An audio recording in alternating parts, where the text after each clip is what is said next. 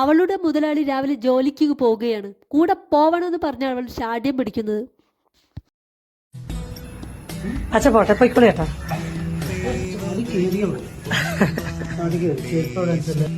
കുഞ്ഞി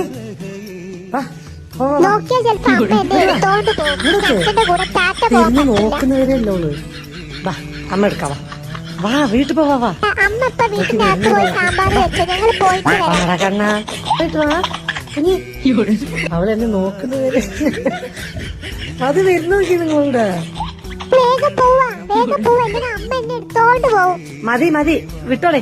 അത്ര കൊണ്ടായാൽ കൂടുതൽ കൊണ്ടായാലേ കുട്ടി കേറി പഠിക്കും. ഓട്ടം കൊണ്ട് ഓടും. എനിക്ക് അമ്മയുടെ കൂടെ പോണ്ടപ്പോ പോയാ മതി.